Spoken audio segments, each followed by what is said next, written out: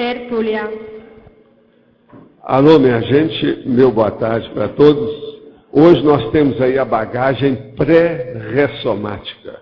Isso está esse tema, dentro da intermissiologia, ou seja, o estudo da intermissão antes da gente renascer aqui.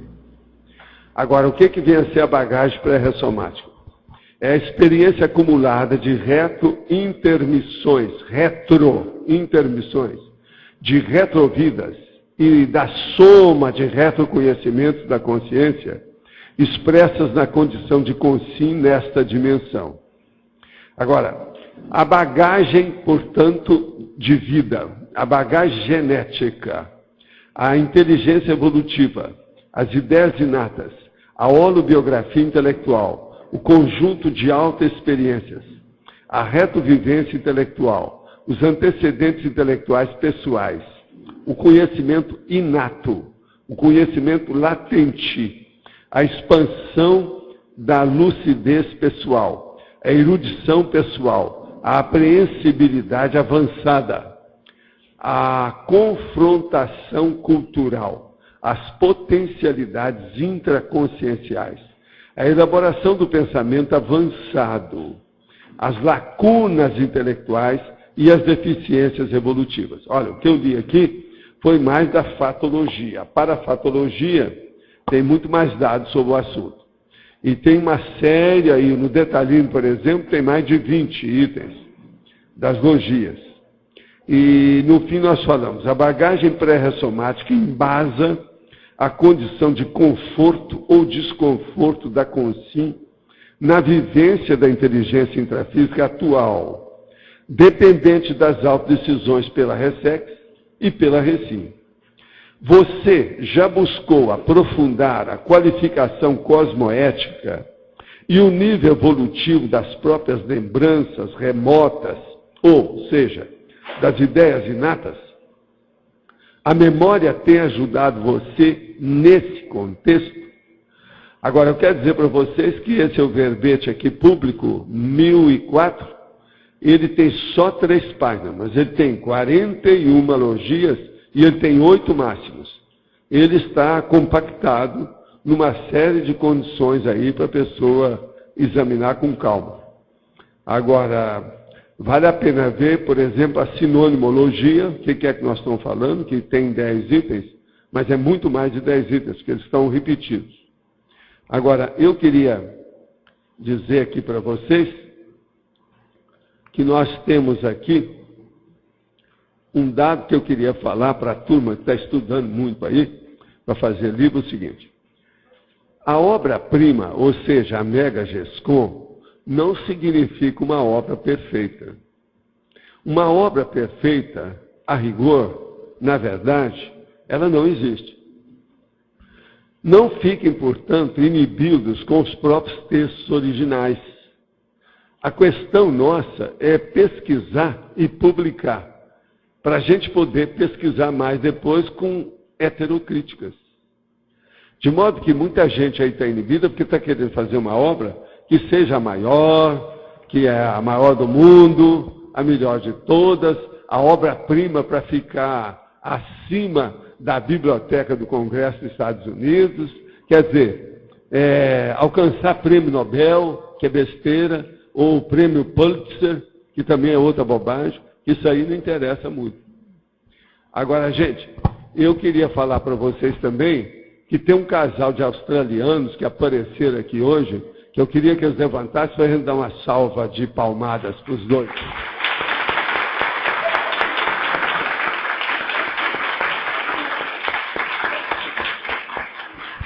Agora, vocês vão notar que o Jeffrey está lá na Austrália, o coitado dele está passando fome, porque ele veio sem barriga nenhuma, nada disso.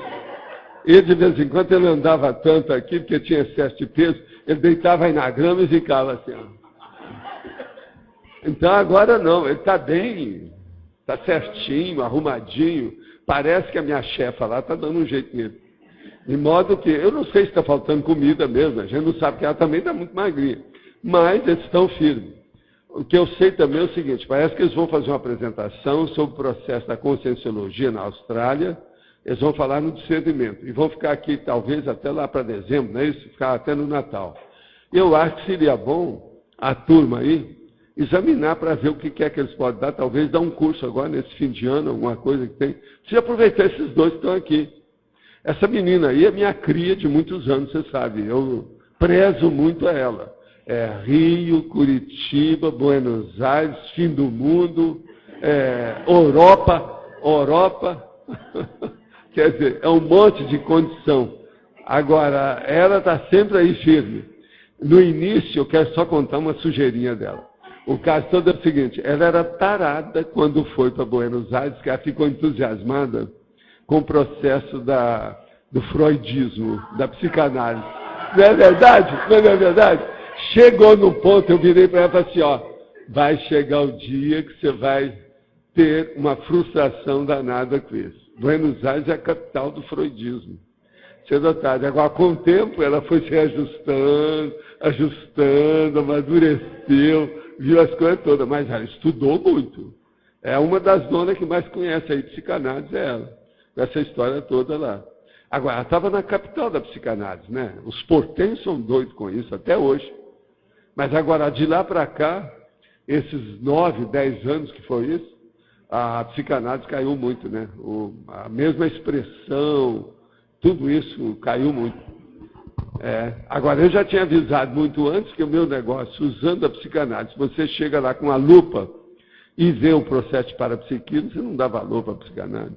Ela é ótima em algumas coisas, o processo da pulsão, certas coisas que eles usam, é interessante, mas não resolve. Agora, de modo que eu fico muito satisfeito de ver esses dois australianos. Vocês não ficam pensando que é australiano, não é isso? Australiano. Dá certo? É da Austrália. Tá bem? Agora, gente, eu queria mostrar para vocês esse livro aqui hoje. Já faz algum tempo que a turma andou estudando e hoje eu queria fazer uma apreciação de uma página, que é a página 178. Eu abri o livro assim e falei assim, agora eu vou examinar isso de acordo com a enciclopédia. Então, eu só queria mostrar para vocês que é interessante isso aqui. Eu mostrei para alguns, eles acham que seria bom falar. O capítulo é o 37, Diplomacia Feminina. Agora, a página é a página 178 da obra original. Olha, tem uma série de exemplares desses. Se alguém quiser ver o negócio direto, ela tem aí. Parece que cada exemplar é 22 reais, tá certo? Mas agora o que eu quero dizer é o seguinte, vocês vão ver aqui que eu estava mostrando para ver, porque o professor Osmar examinou não só a forma como o conteúdo do livro. Essa parte aqui eu não sei se ele examinou. Das coisas que eu vi, eu acho que ele não chegou a examinar esses detalhes que eu vou dar aqui, não. Eu quero estudar aqui as técnicas da enciclopédia, uma coisa à toa, pequenininha, praticamente superficial, mas que mostra a profundidade do vigor estilístico do Balzac na história. Hoje em dia, eu já tenho gabarito para estudar isso. Vocês têm que lembrar que eu tinha 32 anos, hoje eu estou com 76, vocês verem. Eu hoje tenho uma bagagem maior de conhecimento, né? Não é possível, né? Tem que ter crescido, senão o negócio, será que eu emburreci? Então o problema todo é esse. Agora, o que eu quero dizer é o seguinte, nessa página, veja bem, eu encontrei aqui, na verdade, uma demonstração do Balzac de examinar um assunto só e ele girando em torno desse assunto 5 vezes. E clareando tudo sem repetição. Isso eu acho fora de série. É um tópico só de 5 linhas, ele fala 5 coisas. Então eu vou mostrar para vocês o quê?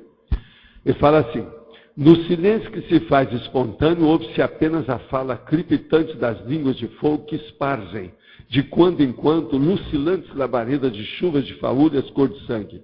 O cheiro desmaiado da tilha em combustão envolve a sala. Agora aqui, ó, vocês olham só o processo que ele está usando, inclusive com metáfora daquilo que eu estava falando aí há muito tempo. Ele usa, veja bem, as crepitantes, a fala crepitante das línguas de fogo. Depois, as faúlhas cor de sangue. Veja bem, a tilha em combustão. Agora, o crepitante, fogo, lucilante, labareda, faúlhas e combustão. Tudo é o mesmo assunto. E ele não repetiu nada. E ele está falando a coisa tudo ali em cima. Vocês estão começando a entender o que é? O que é o vigor do estilo?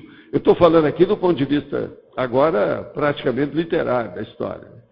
Então, o vigor dentro de uma frase de 5 linhas. São 2 frases, né, de 5 linhas. Vocês entenderam, né, o que eu disse? Agora, vamos às técnicas da enciclopédia. Eu peguei e fui estudar os binômios, contraponto, antagonismo, interações e crescendo, que são seções e são logias daquilo que nós estudamos, tá certo? E apliquei a página. Então, veja só o que eu achei. Eu achei 8. 8. Então, primeiro, aqui está assim, sestro e hábito. Isso é binômio. Depois, silêncio e fala. Isso é antagonismo. Tá certo? Depois, pobre querido. É um crescendo. Pobre querido. Eu depois vou ler a página inteira. Estou só falando para exaltar o negócio. Depois, afligir-te e afligir-me. Isso é interação. A interação da dupla, do par, aquele negócio que eu falo, é a técnica. Agora, outra coisa. Tu, como eu. Está entendendo? Agora, então, vamos entender. Isso é um binômio. O binômio aí é contraponto, no caso. Agora, sofres e sofro. Isso é interação. Minha e tua é binômio, também contraponto. E no fim, fruto doce e corrosivo, antagonismo. Em 33 páginas, 33 linhas, numa página só, dessa edição pequena, eu achei 8. Agora eu vou ler para vocês terem uma ideia. Aqui, ó. Para entender aqui, faz assim. O lábio superior, cesse com que substitui o antigo hábito de morder o bigode, agora raspado. Então, veja, ele falou de sestro e falou de hábito. Tá certo? Isso é o binômio que eu falei. Agora, depois eu falo assim. No silêncio que se faz espontâneo, ouve-se apenas a fala crepitante das línguas de fogo. Isso é o antagonismo. Tá certo? Vocês estão começando a entender? Olha só, eu estou examinando um processo técnico, eu estou examinando uma forma. A forma no problema aí do romance, romântica, é da literatura. Agora a outra, aqui. Diz-me o que se passa, meu pobre querido. Isso é um crescendo. Ela chamou ele de pobre por causa da situação que ele está preocupado. E ao mesmo tempo ele é querido. Vocês estão entendendo o crescendo da história? O crescendo no caso aí, é da tuteação, do contato. Agora, outra coisa. Chega de afligir-te e afligir-me. Conta-me o que há. Isso é o processo da interação. Agora, depois. Tu, como eu, dantes, morres aos poucos. Eu sigo-te. E tem uma reticência. Isso é um binômio, que é contraponto. Agora depois, por muitas razões que desconheço, sofres tanto, e eu sofro por quê? Entende? É também interação. Depois, faço minha a tua dor. Olha aí, o binômio, que é o contraponto. E no fim tem essa. Ela conhece tão somente o fruto doce colhido da árvore mediúnica. Não que ele atirar o corrosivo da própria incompreensão. Então veja, fruto doce e corrosivo. Vocês estão começando a entender? Isso é numa página só. Agora veja, o romance, isso aí é o vigor estilístico do processo dele. As palavras estão tudo aí. O problema é achar essas nuances da abordagem, do modo dele falar a coisa. Ó, se alguém quiser ver, essa parte está toda marcada. É só pegar aqui e ver. Já tem tudo aí, ó, na margem está falando o que é. Agora, isso aí é que eu estava falando para vocês, que pode ser estudado, que o livro tem muito mais coisa para ser estudado. Só nessa página, eu abri assim, examinei, anotei tudo para mostrar para vocês como é que é. Agora, o que eu quero dizer para vocês é o seguinte, na ocasião que eu psicografei isso aí, eu não tinha ideia nenhuma disso. Nada. Gente, é 1964 que o livro terminou. Eu nasci em 32. Veja bem, eu tinha 32 anos, tá certo? Eu estou com 76. Por isso que é que eu falo que eu sou, nessa história de psicografia, a gente sempre é o marido enganado. Tem muita coisa que você não sabe, porque o negócio transcende aquilo que você está sabendo. E quanto mais jovem o psicógrafo, entende? Ou a psicógrafa, mais ele é enganado pelo processo da maturidade do comunicante. Porque o comunicante, a tendência dele, se ele é lustro, ô Mabel, ele é sempre superior ao psicólogo, porque ele está trabalhando a partir do psicossoma e não do soma. Tá certo? Então o nível de lucidez é maior. Vocês estão começando a entender?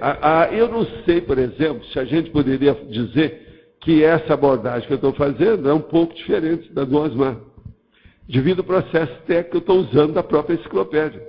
Eu estou usando, você entendeu, né, Antônio? Eu estou usando as logias, que são as seções dos verbetes, para a gente analisar um assunto. Eu pego uma página e examino. Então vocês podem fazer isso com qualquer tipo de livro. Agora, precisa de ter olhos de ver, né? Olhos de enxergar. Porque senão não adianta nada. A maioria lê isso e passa batido. Ela não faz conotações, ela não faz conjugação, confronto, paralelismos, ela não estabelece o processo como devia. E isso precisava de ser estabelecido. Agora, eu estou vendo que o Roberto está aí. Aqui tem umas coisas hoje que eu estava vendo aqui, ó, que tem um negócio que eu estava perguntando para você aquele dia, que é o processo latente. Você não falou nada, eu fiquei quieto. Mas aqui está falando conhecimento latente. Lembra de outro dia que eu perguntei o negócio do inato? Então é o latente. O latente também é muito importante nesse caso aí. Para a gente examinar isso aqui, ó, a bagagem pré-ressomática é o problema latente. Agora, aquilo que eu perguntei para você, em medicina, o que tem mais? Eu vou dizer se você lembrar, mas ninguém lembrou nada. Ninguém falou nada em latente. Você está entendendo, né? O processo do latente. É a latência. É o que ficou, é o retro. Aquilo que ficou.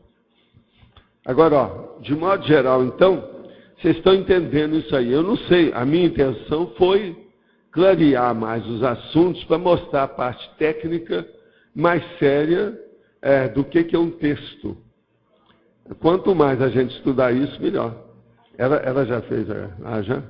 Tá ótimo. Muito bom. Isso é ótimo. Não, mas o livro ainda não trouxe, não. Falta o livro ainda, né? Tá certo. Muito bom. Mas olha, de modo geral, então, vamos à bagagem pré-ressomática. Vocês, como têm uma bagagem pré-ressomática ampla, eu acho que vocês entendem bem desse assunto. Alguma coisa vocês devem saber, porque todo mundo que vem para cá e todo mundo que debate conosco, que estuda, é porque tem uma bagagem pré-ressomática devido à intermissibilidade do curso. Pode falar. Professor, aqui na primeira página, na 30, na fatuística, na fatologia, Sim. a autoconsciencialidade. O que vem demonstrar para nós é o percentual ou o nível desta autoconsciencialidade. Assim, É a aplicação que você tem dos conhecimentos inatos. Aplicação dos conhecimentos prática, objetiva e produtiva disso. O que você já fez até hoje com essas ideias todas que você veio do curso intermissivo? Que aplicação que você fez? Quais os produtos, o resultado, os frutos, o saldo disso? Isso é que eu acho que é o mais importante. De modo geral, você não acha, Mabel? Talvez seja a situação mais séria. É isso. Fazendo uma inventariologia, então a gente pode chegar assim, a algumas conclusões também, buscando desde o período da infância. Todo mundo já fez aplicação desse conhecimento, senão não estaria aqui. A maior demonstração é a vinda para a Foz, no nosso caso aqui. Uhum. Entende? Isso aí é sério. Gente, eu às vezes falo muito de Foz, mas o que vocês querem? Eu tenho que falar. Eu moro aqui, estou trabalhando aqui, estão fazendo a enciclopédia a partir daqui, eu tenho que falar. De vez em quando tem gente aí com cultura longa, porque a gente não fica falando nos outros lugares, mas quando aparece o povo da Austrália, a gente fala neles também. A gente fala em todo mundo que aparece. Né? Quando a Nancy e o Wagner aparecem, a gente também fala neles. Mas agora, eu sou obrigado a falar mais dos processos nossos de Foz. Por quê? Tudo foi feita uma concentração, a convergência, a confluência, para criar uma matriz aqui, para depois fazer as filiais. Mas a matriz mesmo, isso tudo foi de caso pensado, a gente saiu do Rio, porque senão seria o Rio. Nós saímos do Rio porque sabia que aquilo lá ia virar uma casa de Horácio, uma casa de bagunça, da anomia, da desordem. E olha o que está acontecendo, as coisas de doido. E essa condição de identificar essa autoconsciencialidade tem a ver, por exemplo, com achar lógica... mas uma lógica teática, uma lógica pragmática, sim, uma lógica que dê frutos. Isso é que é a coisa mais por séria. exemplo, agora há pouco que você estava falando sobre a forma da escrita, de fazer essa análise. A forma sempre ajuda, mas o que interessa mesmo para nós é o conteúdo. Aquele negócio, 1% de teoria ou de forma, com 99% de conteúdo ou de vivência. Então a coisa séria é ver nas ideias inatas, essas ideias latentes, as retroideias que você trouxe. O que é que se aplicou nisso para esse novo corpo seu, essa nova vida, essa nova condição, porque essa vida é mais importante que as outras anteriores. E a relação desta realidade aqui, da autoconsciencialidade, com a Melim? Olha, o caso é muito sério, porque a Melim, para a maioria da turma toda que está hoje renascendo, está sendo considerada pela primeira vez. Que a maioria nunca considerou melancolia intrafísica antes. Pois é, mas ela tem a relação... Está entendendo? As pessoas, muitos de nós, vivemos essa melancolia. Mas nós não consideramos isso do ponto de vista do alcance, a profundidade, os efeitos negativos, a repercussão no futuro imediato. Nada disso a gente via. Hoje nós já temos capacidade de avaliação. A abordagem é diferente. Mas é devido a essa autoconsciencialidade que a consciência já traz? É devido à autoconsciencialidade, principalmente por causa do curso intermissivo. A autoconsciencialidade que você extraiu, que você auriu, que você captou através das aulas dos cursos intermissivos. Esse é que é. Eu estou falando curso, porque às vezes um curso só da pessoa, ele tem várias áreas de manifestação. É igualzinho uma pessoa que às vezes faz um curso só aqui, mas ela depois faz residência, ela vai para outro lugar, ela pega outro campus para se manifestar. Então a mesma coisa aconteceu com a gente. Agora, vale a pena ver o que você está aplicando desse conhecimento que você trouxe. É essa que é a bagagem pré-ressomática. Agora, eu acho esse tema seríssimo. Para todo mundo, tá? Todo mundo que eu estou falando quer dizer intermissivista, da Cognópolis, a CCCCI. Isso é muito importante, a bagagem pré-ressomática. Tem gente que às vezes não quer enfrentar isso. Agora vocês vejam, falando aqui, por exemplo, aí, falando lá para a Cris Aracaki, sobre o processo de direito. No direito, nós temos que considerar todo o processo de avaliação baseado em coisas retroativas. Então, por exemplo, uma boa parte dos juízes eles vão analisar determinado processo, uma cláusula, um íncito mais sério, baseado em alguém que às vezes escreveu um negócio há muito tempo. É tanto que isso é muito controvertido, porque sempre dá briga, sempre há o processo. Agora, então, você veja, se no próprio direito que chega lá e vai estudar depois a cosmoeticologia, a paradireitologia, a incorruptibilidade, eles já pesquisam, eles já debatem, já questionam, já refutam o problema, mas baseado nos precedentes. Porque o problema todo é de precedente. Então, existe até os processos, os princípios da precedência. Isso tudo tem em direito. Entendendo? Se uma pessoa for estudar, isso tudo tem bonitinho. Uma hora eu posso até falar mais com mais detalhes isso aqui. Agora, então, veja, nós temos que estudar também os nossos precedentes. É a precedência. Por isso que eu chamo aquele negócio da paraprocedência que traz os precedentes. Procedência é uma coisa, precedente é outra. Então, o precedente é os exemplos que você tem vivido do seu passado recente ou remoto. Então, você está entendendo o alcance disso. Como é que é importante. A conscienciometria nos dá uma Já dá uma boa ideia por causa do processo da passadologia em relação com o presente, que já é o futuro. É por aí. Tá certo? Mas então, Rosa. A minha pergunta é sobre a interação genética paragenética, que a primeira sinonímia da bagagem pré-ressomática é a bagagem paragenética, tá certo? A minha dúvida é a seguinte: o senhor tinha falado aqui, para o intermissivista, que o curso intermissivo ele mudava totalmente a paragenética por causa dos parengramas que são colocados no paracérebro. Aí a dúvida para mim é assim, mesmo para aquelas pessoas assim, vamos pensar a pessoa bem iniciante, bem a consciência, né? Bem primária.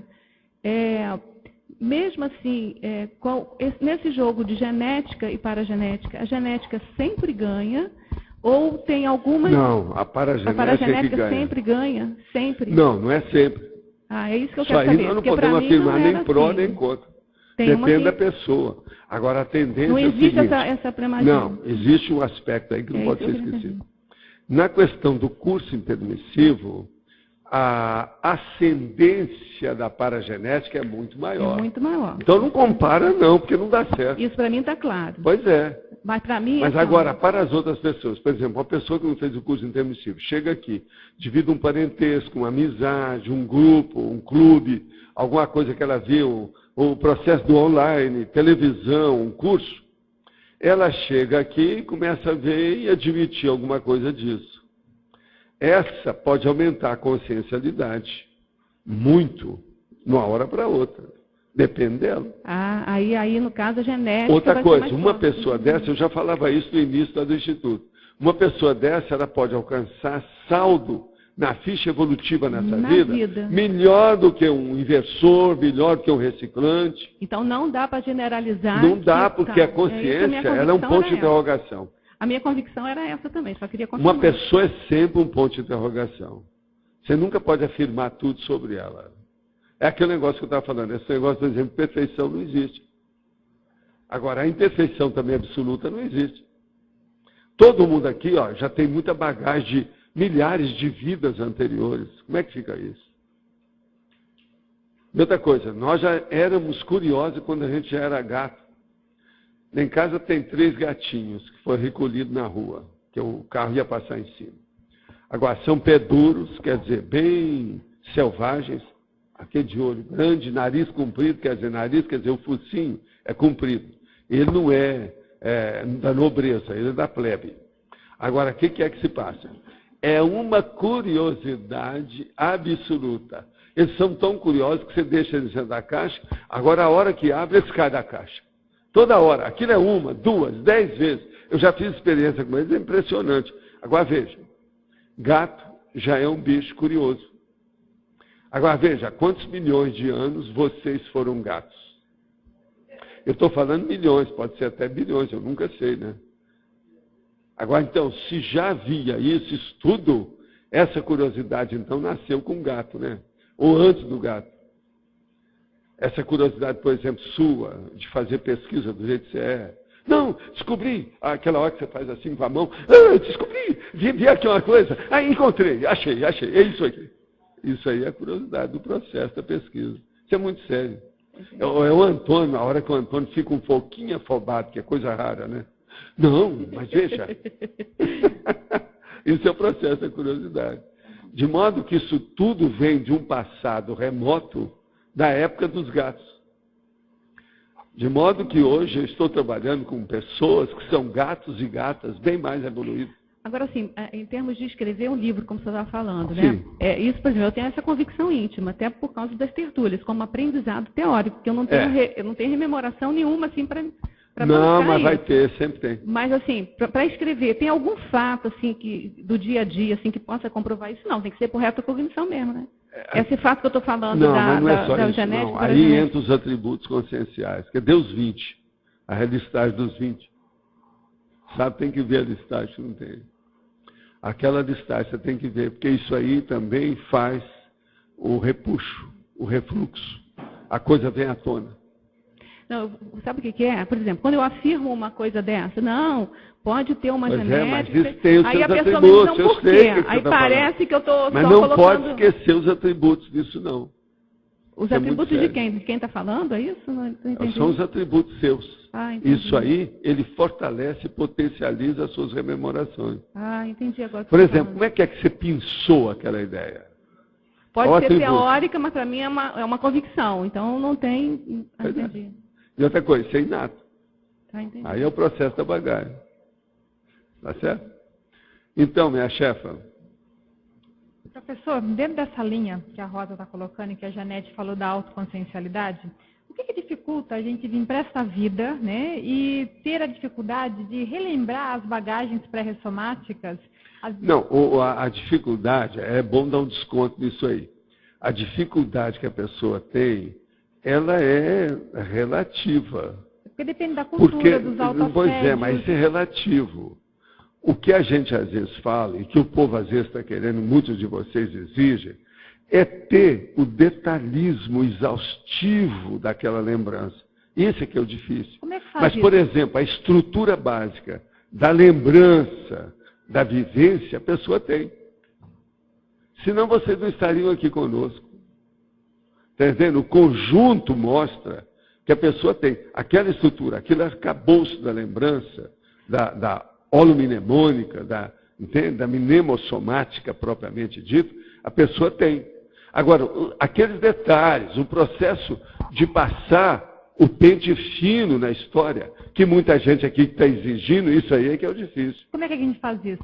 É o trabalho, é estudo, leitura, levar para frente, curso, participar, dar o curso, escrever o livro, receber refutação, entende? Confrontar os temas. Com isso, vai fazendo mais um repuxo. Quanto mais você mexer, mais você vai pensando no passado. Agora, o que é interessante é o seguinte, muitos de vocês têm essa lembrança um pouco remota. Alguns têm uma lembrança média, outros têm uma lembrança recente. Esse da lembrança recente, se ele tem uma boa memória, ele recupera isso rápido. Agora, por exemplo, uma pessoa que tem uma boa memória, às vezes ele pode recuperar mais o remoto do que a pessoa que tem má memória para recuperar o recente. Então, isso varia demais, oscila de acordo com o nível de lucidez da pessoa, de autoconsciencialidade dela. Por isso que estou falando ali, autoconsciencialidade. Agora, veja, olha, é estrutura conteudística, que é o que interessa, porque é o que espalha mais. Forma, quase sempre aí é um processo de semântica. É apenas superficial, é periférico. Agora, o que interessa é o conteúdo, é o bojo da ideia. Agora... Você tem que lembrar uma coisa, por exemplo, eu viro para você e pego uma caixa de fósforo, eu te dou. A caixa de fósforo é mínimo. Agora, o conteúdo lá dentro já é maior do que ela. Se nós formos olhar o que é que tem lá dentro. No entanto, ela ainda é pequena. Mas vamos supor que você tem aí uma coisa maior, uma bola enorme. Aquela borracha da bola não vale nada, aquilo é superficial. Agora, precisa ver o que tem lá dentro. Tem gás, tem o quê? Então, esse conteúdo lá dentro, às vezes, é muitas vezes superior ao processo da forma. Por isso que é que eu chamo que forma é 1%. Conteúdo, 99%, que é o que interessa. Para a gente fazer uma abordagem técnica, didática, para a gente entender isso melhor. Você entendeu aí esse nível? Agora, o que eu vejo é o seguinte, todo mundo aqui devia ter mais confiança no seu processo de memória e procurar trabalhar mais a memória nisso. Por quê?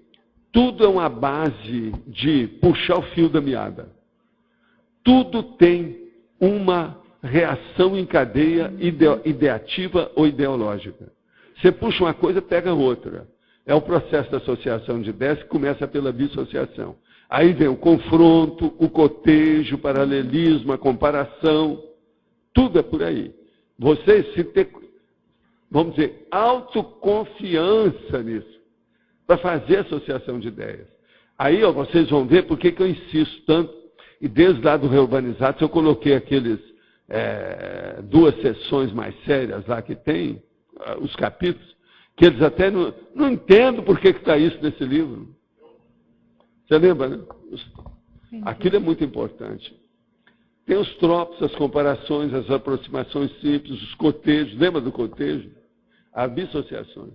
Entendi. Então, vai pela dissociação que você amplia a sua retrocognição. Uma das técnicas é o processo de associação de ideias. Agora, gente, tem uma terceira condição aí. Eu falei, dissociação ou associação de ideias, que leva para o paralelismo, que faz você lembrar mais. Agora, tem uma terceira posição com o passar do tempo. É a ampliação do seu dicionário cerebral. Agora, veja, nós estamos estudando isso de uma maneira, viu, Antônio, que a ciência convencional ainda não chegou lá. Esses dados que eu estou falando, eles são de uma lógica baseada nos fatos, que isso não tem discussão. Ou a pessoa é assim, ou ela adquire isso, ou ela admite, ou ela assume, ou ela desista, porque tudo mais aí é conversa fiada. O negócio todo é entesourar a cognição, entesourar o conhecimento. Agora, o caminho é esse. Quanto mais você lê, melhor. Então o cara perguntou, mas o que tem que fazer? Não, são 3 coisas. Ler, ler e ler. Agora, cada vez que você vai ler com mais inteligência, com mais conteúdo, com maior resultado, com maior eficácia, com maior aplicação prática. Vocês vejam, quantos de vocês que não leram essa página do Balzac, ninguém pensou nisso? Tá certo? E todo mundo que andou estudando o livro até hoje, ninguém viu isso. Agora veja, você tem que pensar essas coisas. Isso é uma pescaria. Agora, o problema é o seguinte, arranja melhor anzol. Tem que melhorar o anzol, a vara de pescar, aonde vai, como é que é. Entendeu? O problema é de pescaria. Pescaria do processo ideativo. E tem lógica, não tem para você? Valdo, isso que ela perguntou, que a Fátima perguntou, quando você passa por uma situação, mas você não chegou a ter retrocognição, nem lembrar, por exemplo, de curso intermissivo, mas você vivenciou uma ideia avançada, você se sentiu confortável com aquilo. Se aquilo vincou a sua consciencialidade, é porque tem boi na linha, tem alguma coisa.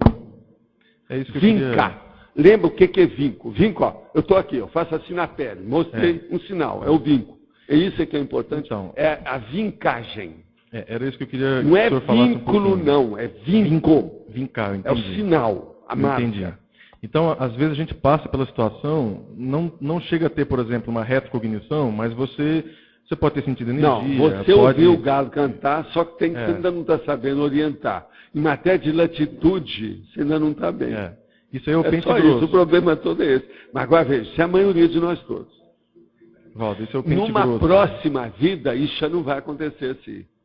Vai aumentar o nível.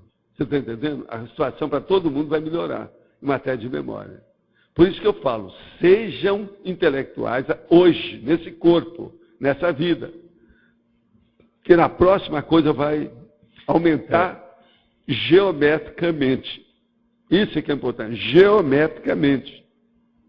É que a Fátima perguntou em relação a você não lembrar, né, às vezes de uma retrocognição. Às vezes então a situação mesmo pode, de outras formas, você pode chegar à conclusão do processo. Né? Agora, você vai ver também com o tempo que todos esses dados que eu me bato, tudo tem sua lógica. Uma das coisas mais lógicas que tem aí, seríssima, é o processo do registro. Registrar. Anotar. Isso é seríssimo. Pense nisso. Tá certo? Então, Dom Arlindo. Eu gostaria que você analisasse a questão do livro e obra-prima, porque o livro ele já é por si só construído de retroideias, mas ele também facilita você recordar a retroideias. Não, é aquilo que eu falei, quanto mais livros você escrever, maior vai ser o seu dicionário cerebral e mais amplas serão as suas abordagens cosmofisiológicas. O problema, por exemplo, de uma monovisão desaparece. Ô Mabel, depois que você publicou o livro, a sua monovisão praticamente morreu. A sua tendência hoje é ver uma coisa mais ampla, não é assim? Ou você, também é a mesma coisa, não foi? E assim a maioria, todo mundo já escreveu. Ô Dulce, como é que foi você? E outra coisa, quanto mais vocês escreverem, maior vai haver o desaparecimento cada vez maior da monovisão. Aí vem aquele cara, eu falei com ele, ele falou assim, não, Valdo, eu já tenho uma bi. Quando é que eu vou ter uma tri? Eu falei assim, não, você vai ter uma mega visão. Aí você vai chegar na cosmovisão, é por aí. Tem que ampliar isso aí. Agora, gente, um livro que uma pessoa escreve, ela pensa que ela deixou o livro, que nunca mais precisa de ler aquele livro. Pelo contrário, ela vai começar a ver o livro diferente. Presta atenção, há exatamente 44 anos, eu publiquei esse livro psicografado. Hoje eu estou fazendo uma análise que eu nunca pensei antes. 44 anos depois. Um livro que praticamente não é meu, eu psicografei. Agora peguei uma página, eu estou vendo a opção de coisa daquilo que eu estou estudando hoje lá dentro. E você já então, releu... Você já pensou, Mabel, daqui 44 anos você vai olhar seu livro e vai descobrir coisa que você não viu hoje. Chato, né? Vocês todos aí, viu? Cegos. Aquele negócio. Animais. Com o tempo tudo melhora. Mas tem livros que eu... Eu estou mostrando, eu como cobaia, presta atenção. Estou mostrando a coisa na prática. O livro está aí. É um fato. Tem livros que eu leio várias vezes. Tem livro que eu não consigo ler. Pois é, ler, mas agora os seus, você nunca vai julgar fora. Você vai ter que voltar. Vai ter, a lei do retorno pega o autor. Assunto de interesse meu, eu fico com ele o tempo todo. Pois é. Não... Agora, um livro novo da própria pessoa é muito importante. E ele é importante para a pessoa. Isso é mais sério que a agenda, é mais sério que o calendário da pessoa, é mais sério do que aquelas agendas de escrever coisinha pessoal do americano, que eles chamam isso até de agenda mesmo, né? Aquelas coisas. Entende? Que é uma espécie de diarinho, né? Da mocinha, etc. Tal. O livro que a pessoa publicou é um negócio muito sério. Agora, pensa bem, a hora que você começa... Eu escrevi na psicografia 26 que a gente publicou. De lá para cá, hoje eu tenho, ao todo, são mais ou menos 45. Vocês já pensaram o que é que hoje eu não posso julgar com os originais dos meus livros? Só esse da Conscienciologia, 20 livros. Olha o tanto de coisa que eu não tenho. Você entendeu? Agora, pensa você. Coloque no seu livro aquilo que vai ajudar você nessa vida e na próxima, e na outra, e na outra, e na outra. Mas pensa nisso, eu digo, o assunto que nós escrevemos, as ideias que nós escrevemos são retroideias, não são... Não, toda ideia nova ela é baseada numa ideia antiga, seja recente ou remota. Por isso seja sua, seja dos outros, sempre é baseada nisso. São ideias inatas. Não existe uma ideia totalmente pura e limpíssima que começou a aparecer, que não tem raiz. Todas elas têm uma certa raiz. Agora, hoje, todas elas são filiadas a outras ideias. Hoje você falou que para a gente não se preocupar em querer... Pois é, não, porque tem gente aí... Eu fui falar, que o próprio enumerador falou para mim, olha, fala aí, porque tem gente que está querendo depurar demais a primeira obra. Vai fazer aquele negócio do filho do diabo. Mas não... foi trabalhar tanto que quebrou o nariz do filho. O meu caso, que a Editares tem razão, é questão de coesão das ideias. Não, sempre tem uma razão. Está muito dispersada. A sua é coesão. Mas eu concordo que eu tenho que refazer isso para... Pois é, não, está certo. No meu caso. Agora, faça de tal maneira que quando você for publicar, ninguém mais reclama do texto. Se alguém ainda reclamar para fazer revisão, faça a revisão. No primeiro livro vale a pena fazer isso. Agora, eu deixei muitas ideias esparsas. Tem que juntar as ideias. Tem que juntar. É isso que eu isso. É coisa de filósofo. É a sua cara. É um processo. Já pensou, filósofo italiano, carcamano, está danado, não está? Está danado isso aí. Quer dizer, a terra do Pitigrilli, viu? Você é da terra do Pitigrilli, não tem jeito. Aquele que escreveu o romance, A Loura do Licocéfalo. Pitigrilli. Vocês lembram de alguém aqui conhece bem o Pitigrilli? O homem era uma cabeça. Nós temos livro do Pitigrilli aí, viu? A Loura do Licocéfala. Essa é a máxima. Mas então, chefe. Valdo, na fatologia, Sim, eu me lembrei da questão da superdotação. A certo. superdotação, ela é uma demonstração de uma bagagem pré-ressomática nesta vida? É. Agora, o que se passa? Às vezes ela vem, mas ela vem às vezes perturbada. Por algum acidente, algum trauma, alguma coisa que aconteceu com a pessoa. Mas a superdotação é isso sim. É um exemplo. E outra coisa, às vezes é aquilo que supitou dentro do corpo, da genética, da condição da pessoa. Por isso que a pessoa tem que ser mais assistida. A diferença da superdotação comum que se conhece dentro da SOCIM e a superdotação aqui. É o problema do atilamento da intermissividade. A pessoa é mais atilada. A hiperacuidade na intermissão aumentou conosco. A diferença nossa é essa. Por exemplo, a pessoa pode ser superdotada, fora de série, por exemplo, em matemática. Fora de série. Um novo Euler da matemática. Mas, se for comparar conosco, devido ao processo da abrangência da hiperacuidade na intermissão, a gente pode engolir a pessoa. É inteligência evolutiva. É inteligência evolutiva no caso. Por quê? Uma superdotação matemática, ela ainda é fraca, né? Ela não dá para... Não há uma priorologia para levar uma cosmovisão mais ampla. Vocês estão entendendo, né? Tá. Então, se você arranja essa priorologia com uma cosmovisão um pouquinho mais panorâmica, como é que fica? Isso é uma loucura.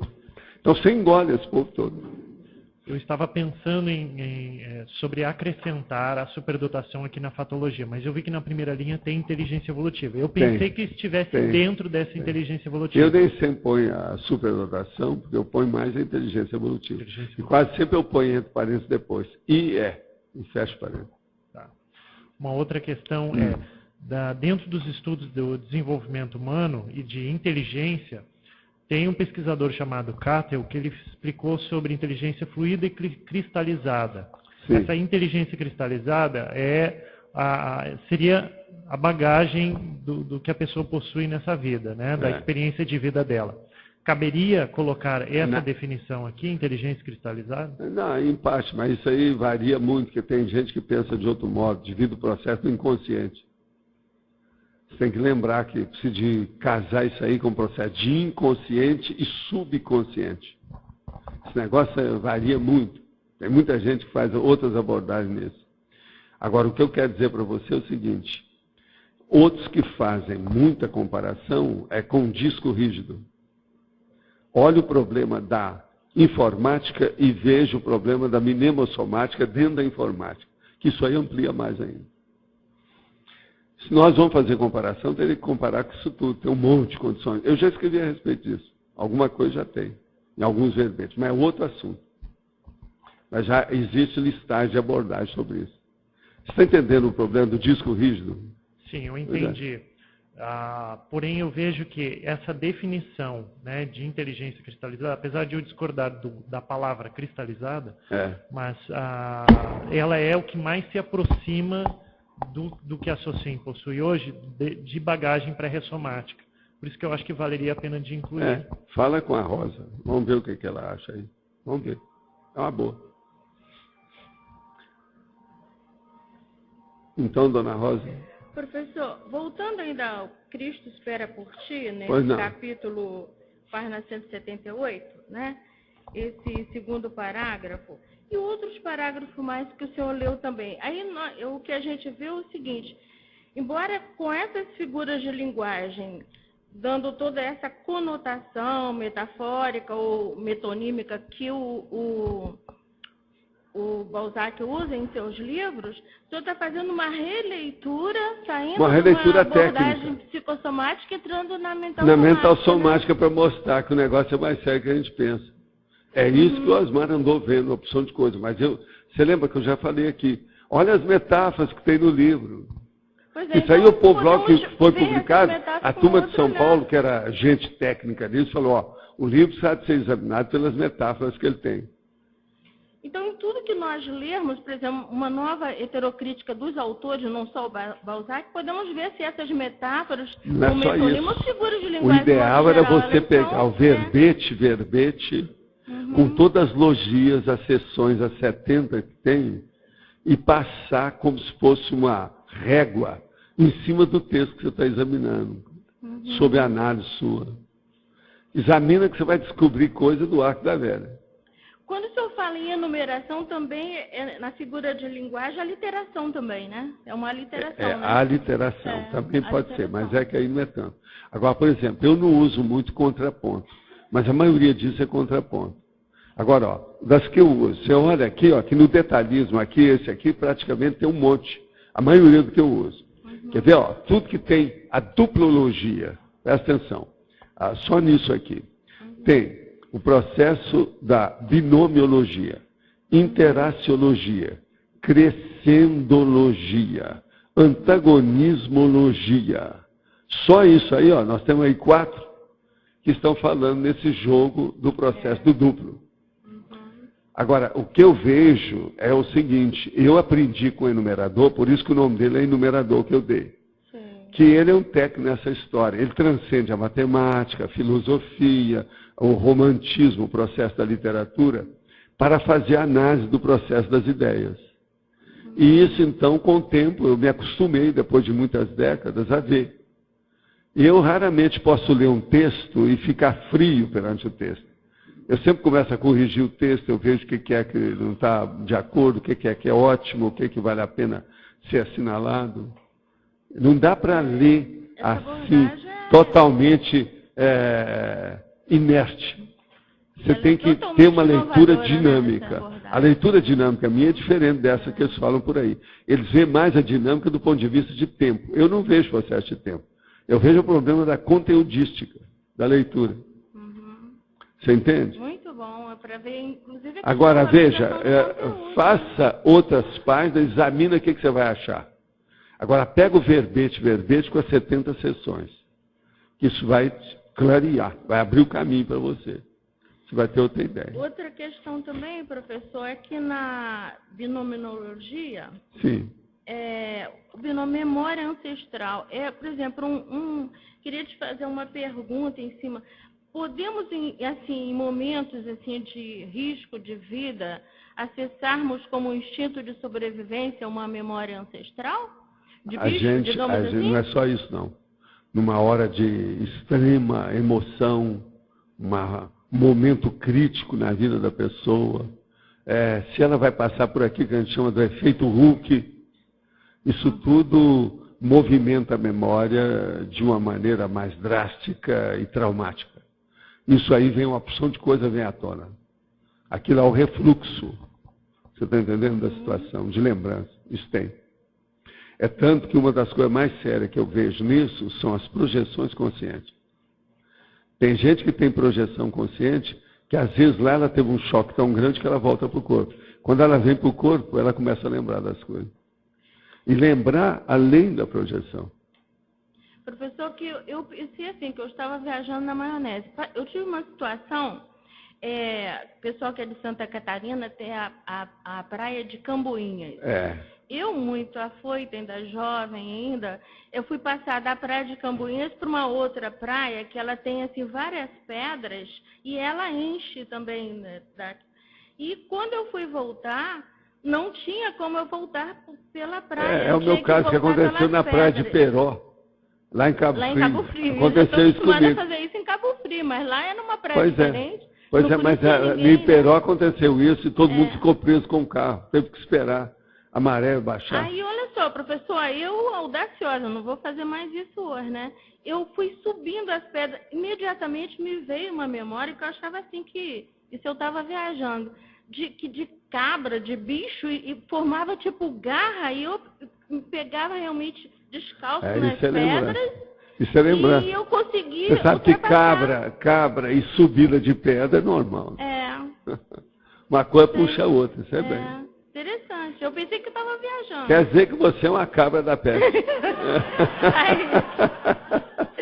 Uma história dessa. É interessante, interessante. Tem aquela... Agora, vê se você puxa o fio da meada. Uhum. Numa condição dessa, a gente tem que puxar o fio da meada para ver o que tem atrás. Tem mais coisa. Obrigada, professor. Nada. Mas então, doutor... Professor, eu queria ouvir um pouco na fatuística, parafatologia. Na fatuística, parafatologia, sobre Sim. a Comunex Pombal. É o quê? Eu queria ouvir alguma coisa. O senhor falar um sobre pouco. o quê? Comunex Pombal. A Comunex Pombal. Isso. O caso todo é o seguinte. A Comunex é uma comunidade extrafísica de alto nível e que tem relação com os nossos trabalhos da interassistencialidade dentro da conscienciologia. Então, por exemplo, essa Cognops que nós estamos criando aqui, que é como se fosse um bairro, que a gente está chamando de cidade do conhecimento, e agora nessa reportagem está falando lá sobre o bairro do saber, etc. Isso é uma caricatura da Comunex Interlúdio. Está entendendo? Tá. Muito embora a gente tenha começado aqui primeiro, lá foi feito depois, mas tem uma inter-relação conosco. Certo. Todos os grandes centros de pesquisa que mexem com o processo de assistência na Terra, quase sempre tem outro centro extrafísico conectado. Uma paracomunidade, né? Isso. Todo lado é assim. Está entendendo? Tem aqueles processos. Certo. Agora, o que se passa? Esse nosso aí é uma conexão mais ampla, mais profunda e mais séria, que pode enfrentar certas situações maiores. Nós todos aqui vamos ter que enfrentar isso. De cognição, de conhecimento, de ampliação desse processo. Entende? Então pode ser que muitas projeções, muitos trabalhos também podem estar relacionados com... A maioria. E com o passar do tempo, isso vai ficar cada vez mais. Agora pensa bem, as pessoas que estão fazendo o curso intermissivo, que vêm agora, que vão renascer, que saíram da interlúdio, elas vão ter um handicap, uma vantagem ainda maior que as nossas, que nós tivemos no curso. E depois outras que vêm para os próximos cursos vão ter mais ainda. Então, essa ponte que está sendo estabelecida entre Comunex, Interlúdio e Cognops, intrafísica aqui, isso vai ampliar cada vez mais, cada vez mais, cada vez mais, cada vez mais. Esse é um dos motivos que eu falo aqui muito em Foz, que é o jeito, cada matriz do processo. É o fator irradiante. É aquilo que está irradiando. O efeito halo nasce daqui. Então, ó, você joga uma pedra no lago. Aquela onda que faz é a hora que você jogou a pedra. A pedra é a nossa aqui. Está irradiando. A pedra da construção. Certo. Você está entendendo? Esse é o caminho. Tá joia. Tem Obrigado. lógica? Tem lógica. Por aí. Mas então, Valesca.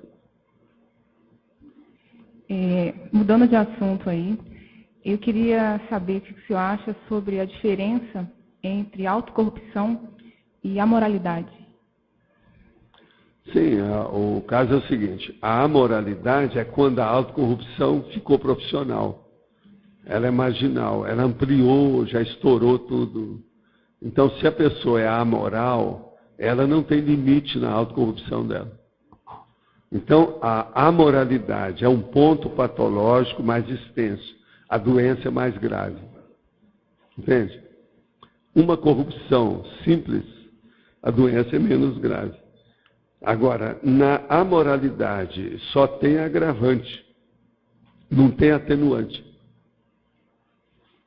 Agora, por exemplo, uma pessoa ela é imoral, ainda não quer dizer que ela seja amoral. O imoral é aquele que, às vezes, não tem conhecimento, não tem vivência de um processo ético dentro de uma linha de manifestação da pessoa. Agora, o amoral é aquele que não tem princípios morais para nada, em parte nenhuma, em nenhuma linha de manifestação. Aí muda tudo. Tem lógica isso para você? Tem. Eu pensei um pouco nisso que você está falando, mas eu não soube colocar nessa forma tão precisa. Mas eu queria também, eu fiz uma hipótese e eu queria saber qual é do senhor a respeito de, dentro da escala evolutiva das consciências, até onde a gente ainda pode apresentar traços amorais. Traços de quê? Traços amorais. Dentro da escala evolutiva das consciências, Até onde a gente poderia ainda apresentar? A moralidade depende da junção e do contingenciamento que a pessoa é colocada. Se ela, por exemplo, às vezes ela é encantoada e de surpresa, ela pode ser amoral dentro de um surto de amoralidade violento, profundo. Mas aquilo foi um surto.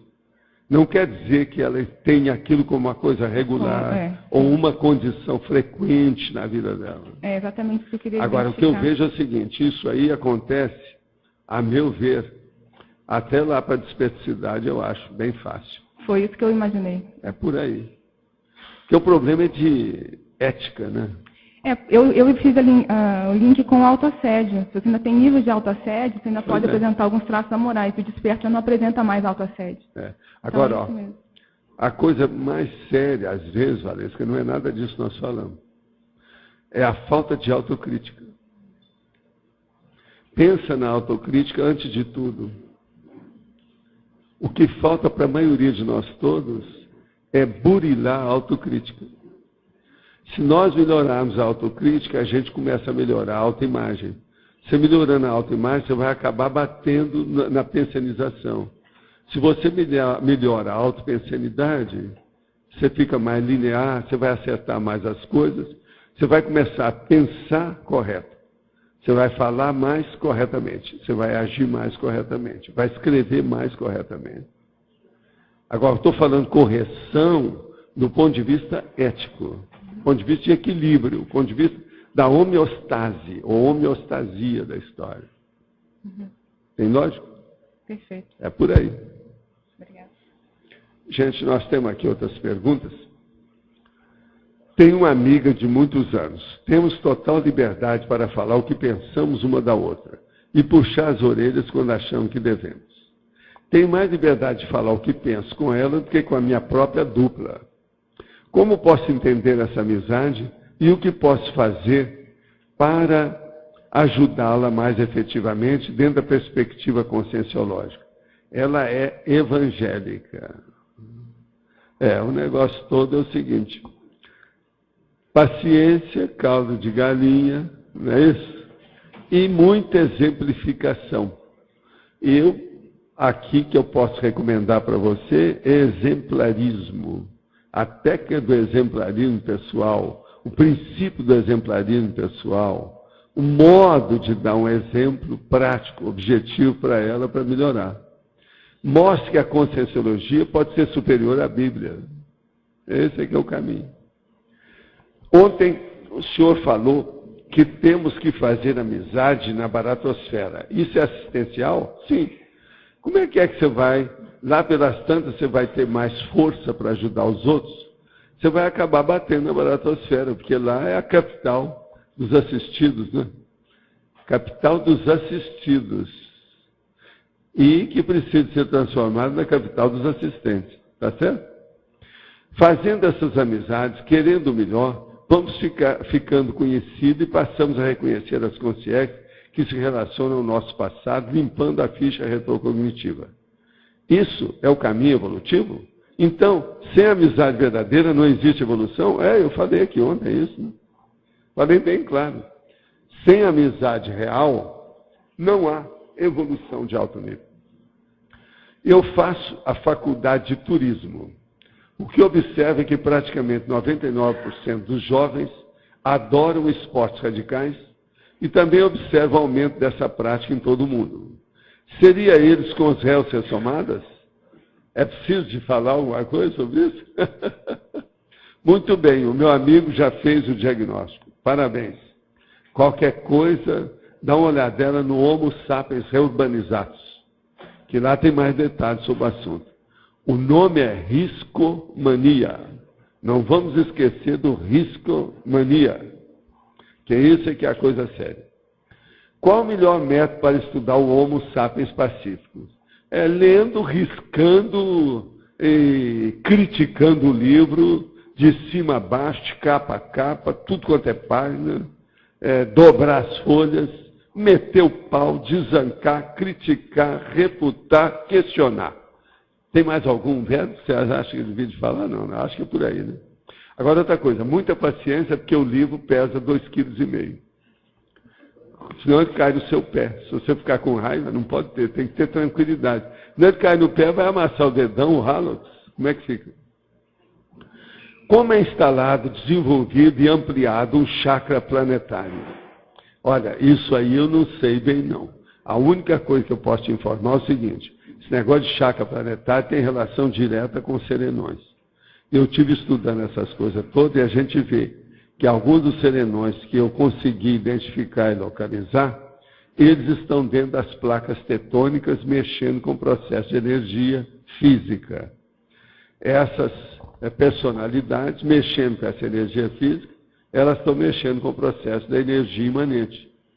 Então, isso tem uma relação intrínseca muito estreita e íntima com o problema do planeta. De modo que chakra planetário é mais ou menos isso.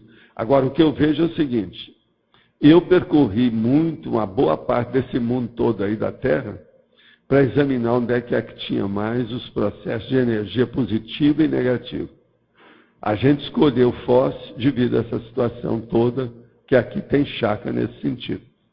Agora, o ideal é a pessoa começar a observar como é que são as energias do lugar que ela vai. Observa, por exemplo, num apartamento, numa casa, num jardim, numa praça pública, numa fazenda. Veja onde é que tem as energias positivas e negativas. Com isso, a sua sensibilidade vai aumentando cada vez mais e você vai ver os repuxos de energia que tem em alguns lugares. Repuxo de energia positiva na Terra é coisa rara. Repuxo de energia negativa, você acha assim, ó, espalhado, isso tem muito mais por aí afora. Gostaria de saber como orientar uma pessoa que traz uma bagagem multímoda e apresenta facilidade em vários assuntos e, ao mesmo tempo, se perde na busca, pois tem vontade de fazer e participar de quase tudo. Olha, a primeira coisa é mostrar para essa pessoa que ela precisa de um negócio chamado megafoco. E ela escolher esse megafoco e caminhar para fazer a construtividade desse megafoco. Ela criar alguma coisa do ponto de vista desse foco que ela escolheu. E deixar de ter a dispersão. O nome que ela tem, a doença, é síndrome da dispersão consciencial. Ela tem que dar um jeito de fixar. Essa fixação só pode ser feita através de um megafoco escolhido por ela mesma. Após a adolescência e juventude turbulentas, reorganizei a vida e alcancei recuperação satisfatória de consciência.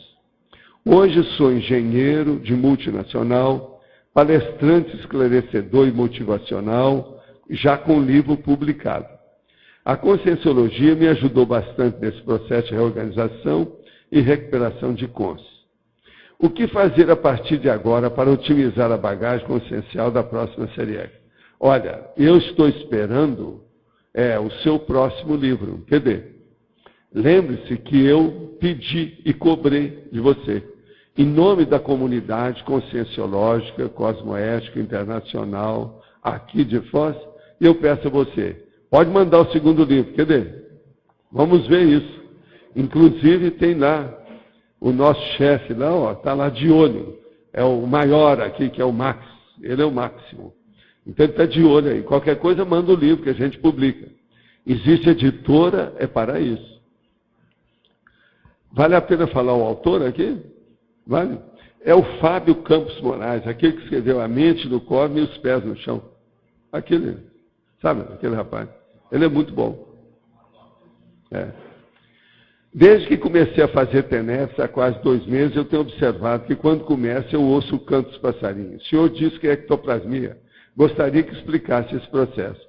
Olha, se tem, toda vez que você começa a trabalhar, se começa a ter passarinho, a primeira coisa que você tem que ver é o seguinte, perto da sua base aí da TENEPS, tem passarinho? Tem árvore? Como é que é? Tem que examinar para ver a parte física, como é que funciona. E olha o tipo de passarinho que tem. Porque, por exemplo, se ele morar aqui no CAEC, aqui tem passarinho até de noite, de madrugada. Aqui não. Com o passar do tempo, o passarinho fica aquele som de cortina sonora que você nem percebe.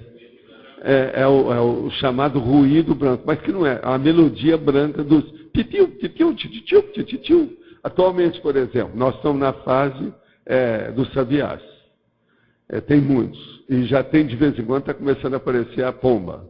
A pomba aqui é essa pomba do mar, que é aquela que faz rom, rom, rom. São 14 vezes a média. Você pode contar. Agora, o que se passa? Se ela ficar muito perto da sua cabeceira, ela não deixa você dormir. Já houve casos em casa que eu tive que espantar a pombinha. Falei assim, volte amanhã às 2 da tarde. Agora não. Essa hora não. Mas ela fica rom, rom, rom. Você já viu? Essa é a pombinha. Agora, outros que fazem muito barulho aí são os quero-quero. Eles estão começando a voltar. Já tem uma porção de ninho no chão, junto da grama, aquela coisa toda. Esses também são barulhentos. Agora, existem os outros pássaros mais raros, sérios, que chamam a atenção. Porque eu falo assim, opa, essa música ainda não ouvi. Então você tem que classificar se é rumba, se é tango, se é samba, quem que está cantando, porque tem de tudo. De modo que o nosso amigo aí tem que ver se o passarinho é físico, se tem processo extrafísico, se aquilo está havendo uma reverberação de som dentro do processo intracraniano dele quando ele está fazendo negócio. Precisa examinar isso aí para ver se tem parapsiquismo.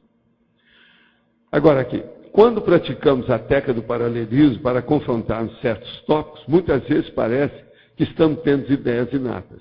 Podemos chamar isso de ideias inatas ou elas estão em outro patamar? Olha, de cara, você denomina isso de ideias inatas e vai anotando e vê com o tempo o que acontece. Com o passar do tempo, você vai lembrar alguma coisa maior, mais ampla e vai poder caracterizar e definir melhor essa condição. Retrocognições podem nos trazer uma visão muito rígida sobre um posicionamento que já está ultrapassado, dificultando assim a reciclagem do conhecimento? Olha, as retrocognições podem ser negativas e podem ser positivas. O que a gente vive falando aqui é para as pessoas ter retrocognições sadias, salutares, homeostáticas, equilibradas. Para isso tem que ter uma boa intenção. Se a pessoa está com má intenção, ou se ela tem ojeriza, ira, ódio, raiva de alguma coisa ou dos outros, isso não ajuda a ter retrocognição positiva. Para ter retrocognição, precisa ter o equilíbrio no processo psicossomático ou das emoções da pessoa. Sim, vamos em frente? Professor, eu queria saber qual que é a diferença, do ponto de vista prático, entre a assimilação simpática que se pode fazer com uma criança, por exemplo, 3 anos, e com um adulto, do ponto de vista da obtenção de informações sobre a personalidade. Com a pessoa adulta você obtém mais. É lógico, é uma coisa mais séria. Por quê? Porque a pessoa já está madura. Eu estou falando depois dos 26 anos. Uhum. Ela está madura, ela tem mais chance de exteriorizar o que ela sabe. A criança não. Nem o cérebro está constituído, aqui está só começando. Na criança é uma coisa que diz muito mais respeito a você que está fazendo a pesquisa. No adulto, diz mais respeito a ele que está fornecendo a informação. Você entendeu a diferença ou não? Mas por quê? Na criança, você é mais um observador que está procurando fazer o exaurimento da prospecção. Entendeu isso? Entendi. No adulto, você é mais um receptor da informação que ele pode estar já está gravitante. Já é outra coisa, muito mais fácil. Muito mais fácil. Né? Tem lógica? Tem lógica. Esse é o caminho. Bom, engraçado que esses dias eu estive estudando isso. Mas um caso particular ali que eu precisava de ver com calma. Fazer um processo desse sem perturbar a pessoa. Então o que eu fiz? O adulto ou a criança? Os dois. É isso que o meu estudo é. Então, por exemplo, uma criança de 7 em relação com a mãe de 37. E julgando uma coisa com outra para ver como é que aquilo ia dar certo. Agora, professor, é justamente isso. Essa dúvida me surgiu. Você ainda não pensou em juntar as coisas? Não, as duas não. Pense daqui para frente que isso aí vai ampliar a sua cabeça. Mas a você está entendendo? É um nível que nós estamos. Eu estou falando algo mais que ele não pensou. A dúvida surgiu, professor. Eu estava num casamento que eu fui com a Mariana. E aí eu estava sentado na mesa assim, e apareceu uma criancinha, devia ter uns 3 anos do meu lado. E eu olhei para ela. Ela jogou energia em você? Não, ela me olhou braba primeiro, né? Daí eu olhei para ela e joguei energia para ver o que sentia, né? Eu senti só um desconforto na região aqui da coluna e deixei passar o negócio. Deu meia hora, o professor tive que ir para casa. E deu um desarranjo intestinal. Essa criança é fora de série, diretamente da baratosfera. Não essa consegui que é a ficar na cozinha festa. típica. Não consegui ficar na festa. Há quantos anos? 3 anos? Devia ter uns 2, 3 anos por aí. Já andava, mas pequenininho. É homem? Assim. Não, mulher. Mulher? Mulher. Ixi, vai ser uma derrubadora de homens. Vamos torcer para não ser, né? Vê se ajuda. Você já viu, chega lá e fala com a mamãe. Vai cá, como é que é essa criança e tal? Dá uma geral aí. Eu nem conhecia. Dá uma geral de parapsicólogo, de consciência terapeuta, de conscienciômetra. Ajuda lá. É uma boa. Já pensou que poder a menina, 3 anos, se está assim? Quando ela tiver 23 ou 26, ele vai sair de maca.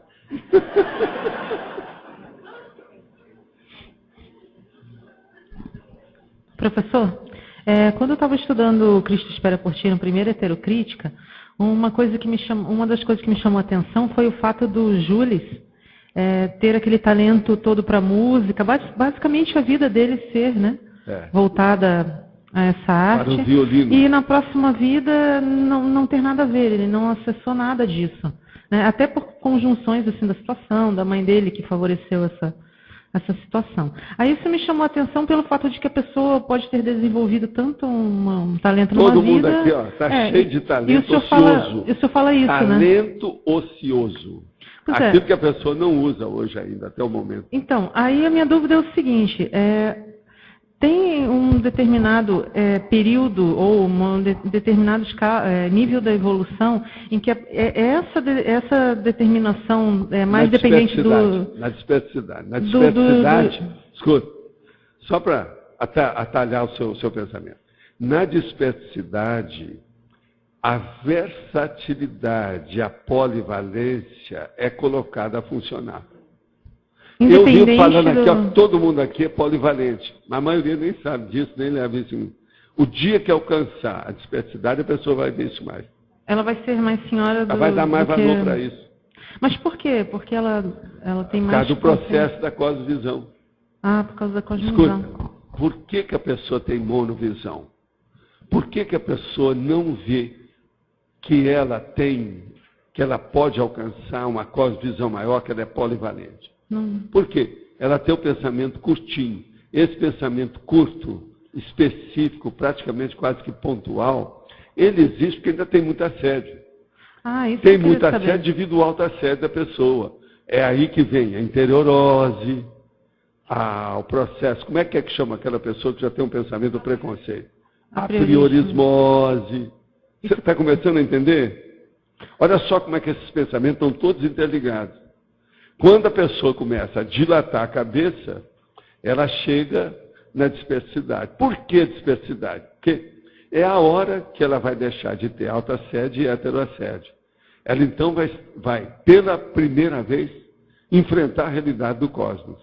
Que ela não enfrentou. Ela estava enfrentando só a realidade do seu egão, do seu umbigão.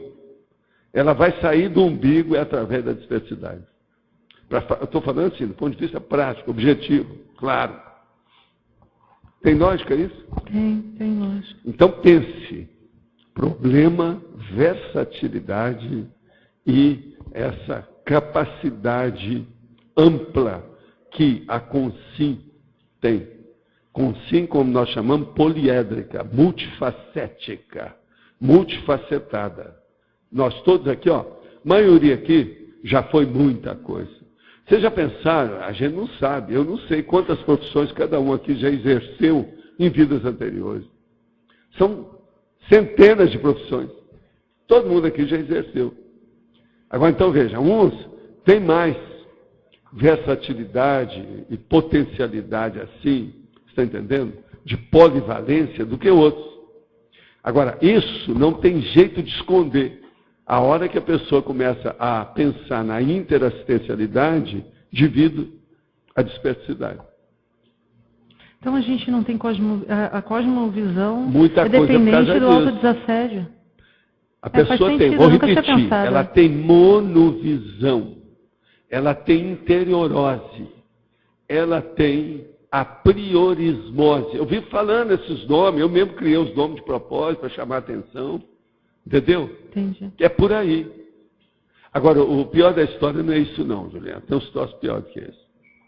Tem casos que o numerador estava me contando, que a pessoa, por exemplo, ela, em outra vida, ela teve muito mais gabarito de diversificação das manifestações pensênicas do que nessa vida que ela veio.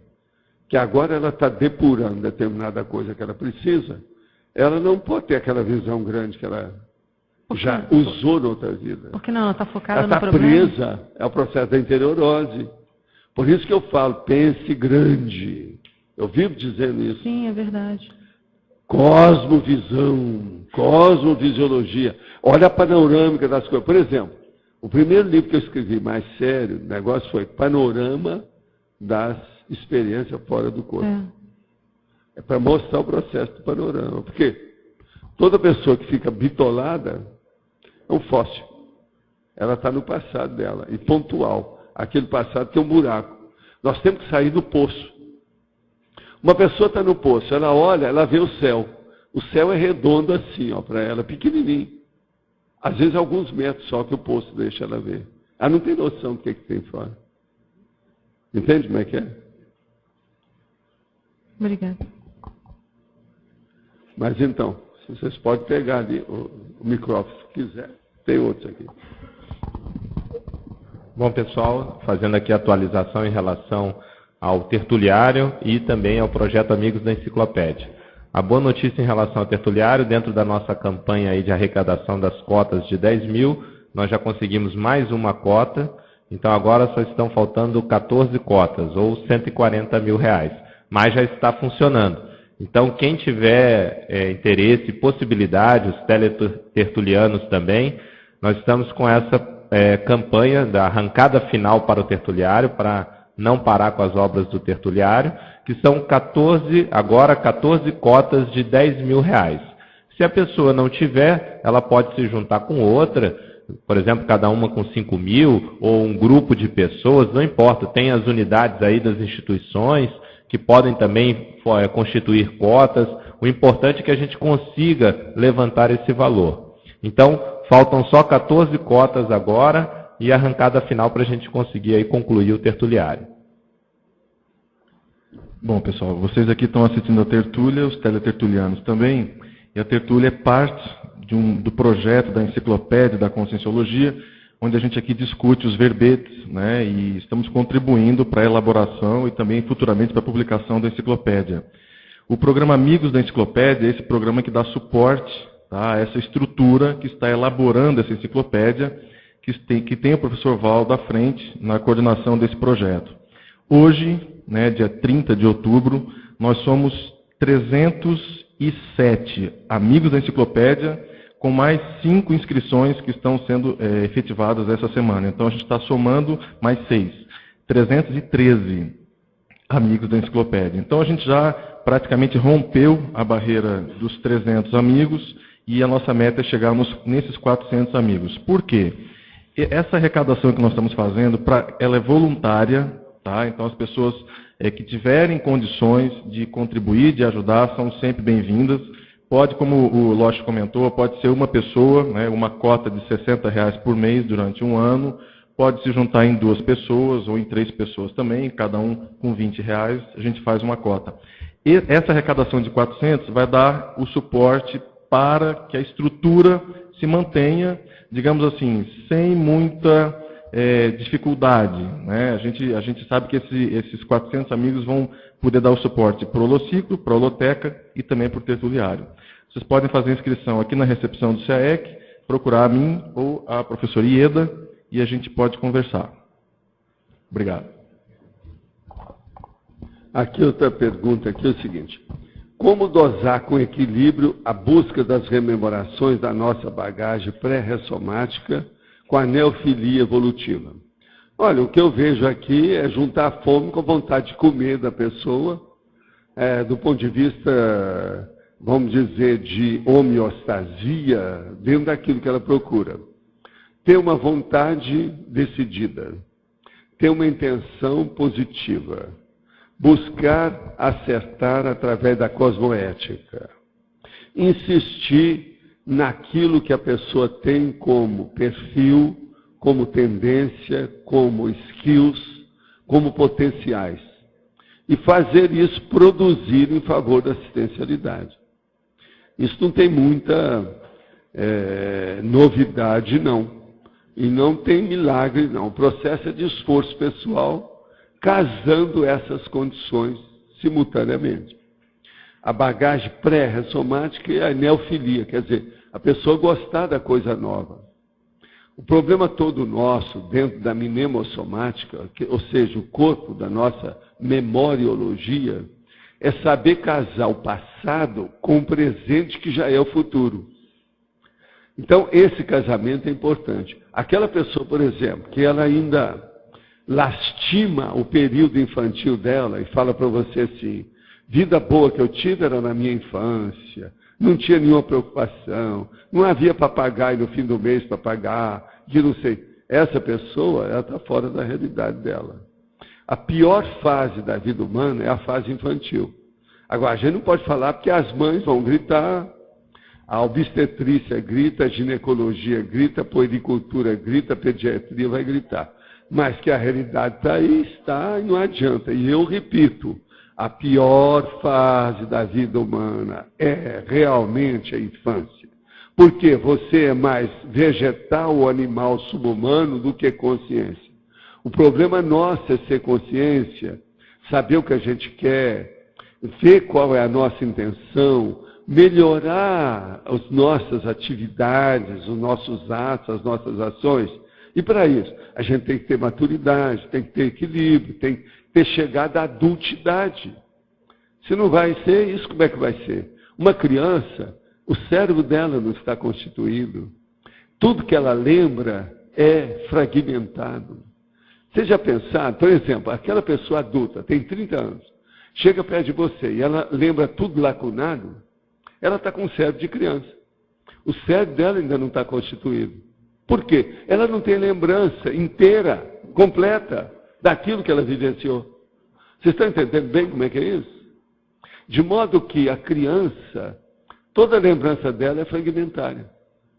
Pensem nisso. Que droga de vida infantil que é a vida infantil. Não é isso? Então vamos pensar e lembrar que nós temos que conjugar e casar as nossas retrocognições, de um ponto de vista positivo, vendo o melhor de tudo, com o presente que já é o futuro, para nós procurarmos a neofilia, as coisas novas, neoverpons, os neoconstructos da consciencialidade. No verbete sobre a bagagem pré-ressomática, segunda página, seção sindromologia, quais os sintomas da síndrome da bagagem vazia? Isso aí é fácil. A síndrome da bagagem vazia é aquela pessoa que não encontra nada para fazer em favor dos outros. Ela procura tirar da cabeça dela tudo que ela possa doar para os outros. Faz de conta que ela acabou de chegar e só pensa no egão dela. Então ela tem uma bagagem vazia. Por quê? Ela não quer mostrar que ela tenha feito nada, ela não quer distribuir nada que ela tem, ela nunca vai aparecer que ela tem alguma coisa. Então ela é como se ela tivesse uma bagagem realmente vazia. Outra coisa é aquela pessoa que já estudou demais e não reteve nada. Ela não usa nada disso. Eu já encontrei vários psicólogos que estudaram a psicologia, mas que não aplicam a psicologia nem neles mesmos. Eles têm dificuldade de interpretar o processo. Eles não querem saber disso. Agora, veja, psicólogo assim. Um cientista, por exemplo, se ele cuidou só da matemática, ou só do elétron, está tudo bem, que ele não vai cuidar de si. Mas agora um psicólogo que estudou e não ter a autopsicologia de estudar a si mesmo, esse é terrível, né? Então, veja, isso é também a síndrome da bagagem vazia. De modo que vocês aqui não tem ninguém com a síndrome da bagagem vazia. Todo mundo já tem algumas coisas. Agora, é preciso de saber conjugar essas coisas. Primeiro, fazer diversificação dos investimentos. Senão, não vai seguir aquela orientação do tio Patinhas, aquele sábio da economia, mais sábio do que os milhões de brasileiros que são capitalistas e economistas. Então, o tio Patinhas falava assim, não coloque todas as suas moedas de ouro na mesma cesta. Senão ela se rompe, você cai, ela cai no abismo, cai no buraco, você perde tudo. De modo que arranja uma porção de cesta e coloca as moedas em cada uma. E chama de diversificação do investimento. Essa diversificação é feita também na evolução. Nós não podemos colocar todo o dinheiro que nós temos numa ficha só na roleta. Porque senão vai tudo embora. É preciso diversificar. Isso é o jogo da vida, é o jogo da inteligência, é o jogo da evolução, é o jogo da interassistencialidade. O caminho é por aí. De modo que nada de Las Vegas. Você já tem uma Las Vegas agora do conhecimento. Chama Cognópolis. É muito jogo que nós temos aqui todo dia para a gente resolver. Vamos ver se vocês saem dessa. É o jogo da vida e o jogo da evolução. O jogo da cosmoética. Mas então, Igor. Professor, página 31, a seção é neosinapsologia. Mas a pergunta acho que é a questão da neologística. Eu queria entender bem o conceito do paracon. O que seria o paracon? Porque a parasinapse seria a sinapse do paracérebro. Não é isso? Paracons são aqueles cons que você alcançou quando você estava na intermissão. Uhum. A maioria aqui teve um alcance e obtenção, auriu essa condição desses cons como nunca antes, durante a última intermissão pré-ressomática, devido ao curso intermissivo. Agora, esses paracons, como eles são novos, às vezes as pessoas têm dificuldade de acessá-los e recuperá-los aqui. Isso às vezes envolve problemas muito mais vastos do que aquele que às vezes a pessoa está pensando egoisticamente há 3 milênios. Uhum. E depois agora, em 30 anos, ela não vai fixar uma ideia contra aqueles 3 milênios. Isso demora um pouco. Uhum. Isso então é que entra o processo de paracons e a recuperação. Muitos desses que eu chamo cons magnos são paracons. São paracons. Agora, a diferença, então, objetiva com relação ao termo com e paracon, como é que fica? O com é aquele que eu consegui recuperar aqui? O com, aqui? a maioria, é o processo daqueles cons que você adquiriu extrafisicamente. Então, a maioria dos cons, na verdade, são paracons. Mas o termo com, genericamente, ele pode também abarcar alguma coisa que eu adquiri agora, aqui. Agora, muitos não são paracons, não. São mais coisa do passado da pessoa, né? São aquelas, o que ela entendeu, que ela aprendeu em vidas anteriores, que ficou. Que é o processo da bagagem que nós estamos estudando aqui hoje. Tá certo. Tá certo? Tá legal. Obrigado. Então, Cris. Sr. Valdo, na página 31, na primeira linha da página, você fala da ficha evolutiva pessoal na condição de bilhete da bagagem progressiva individual. Você pode explicar melhor essa condição de bilhete da bagagem progressiva? Veja bem, pela ficha da pessoa, a hora que a pessoa começar a pensar que tudo que ela faz é anotado, registrado e entra dentro dessa estrutura de uma planilha evolutiva, ela vai começar a ver isso com muito mais detalhes, vai dar muito mais valor para o processo evolutivo.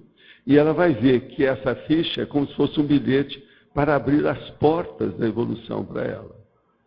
Com isso, ela vai ter um progresso maior, individual, através de quê? Ela vai começar a pensar que ela tem que sair do egão, da individualidade dela, para entrar na interassistencialidade, que mexe com a coletividade, com a humanidade em si. Então, o que eu quero chamar a atenção é aquele negócio que eu estava falando do Balzac aí, é o negócio da técnica que nós estamos usando aqui. Eu uso ficha e bilhete. Olha o processo da contraponto. Uhum. Entendeu? Que é a binomiologia, até um certo ponto. Então, essa bagagem progressiva, no sentido que o senhor está falando, quer dizer, pelo que eu entendi, na questão do saldo ser positivo, a tendência a haver um progresso, a haver uma evolução nessa bagagem. Cris, que tem vergonha de falar que tem uma ficha. Que a ficha tem um BO da polícia maior do que, por exemplo, do Loche. Daqueles de quilômetros, assim, ó. Você está entendendo? Então, o negócio é muito sério. É maior do que o do... Ele não está aí, né? O Adélio já foi embora. Não, entende? Então, como é que fica? A pessoa não vai querer mostrar o BO dela. Agora não. A hora que você começar... E o Locha está assim. Ele atualmente ele quer exibir a ficha dele de qualquer maneira.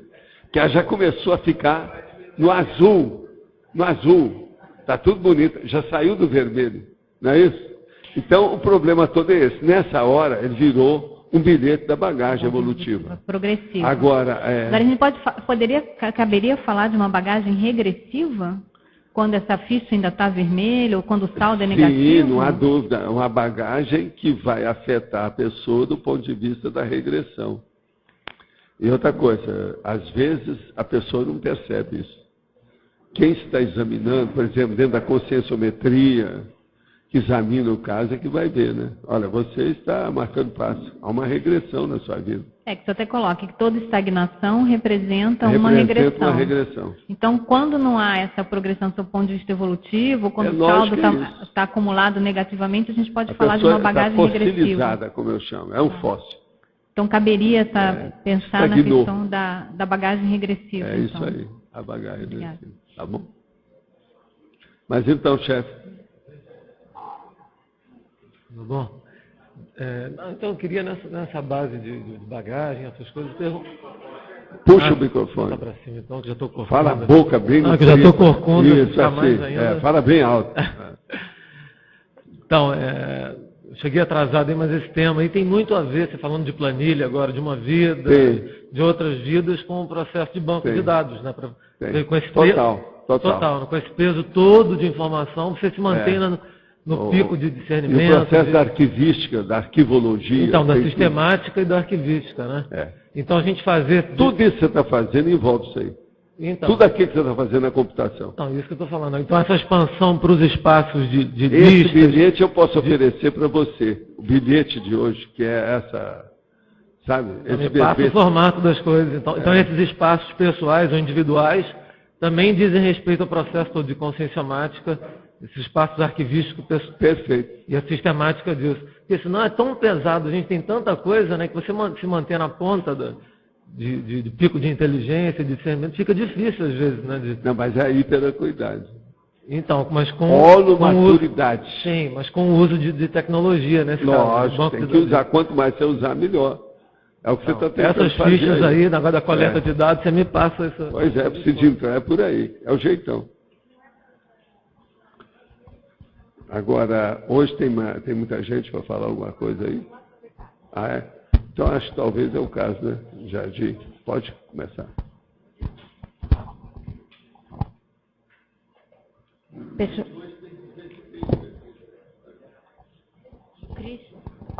Pessoal, vamos ler aqui as pontuações da tertúlia de hoje.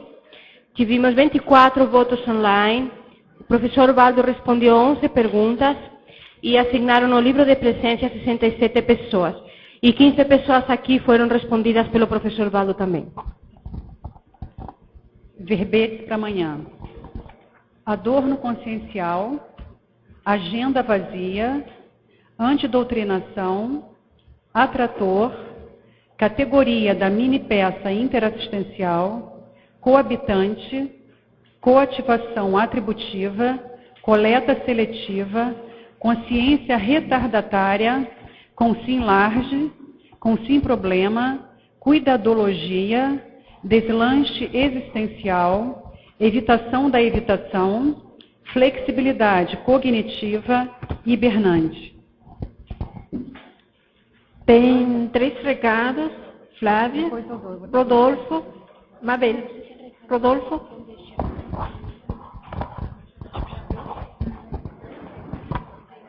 Pessoal, só um minutinho, eu queria avisar vocês que a gente tem um curso com 5 baia da Conscienciograma, esse final de semana na Conscius. Nós temos ainda 4 vagas, então quem quiser participar, é o final de semana todo, o dia inteiro, só com 5 baia. Lembrando que quando a pessoa está fazendo consciência cobaia, nós também, enquanto observadores, também somos consciência cobaias, porque é um processo especular que a gente funciona como um espelho um do outro. Então, quem quiser participar, entre em contato aqui com a Alzira, comigo, porque o curso começa no sábado, às 8h30 da manhã, e termina no domingo, ao meio-dia. Consciência cobaia do Conscienciograma. Obrigada.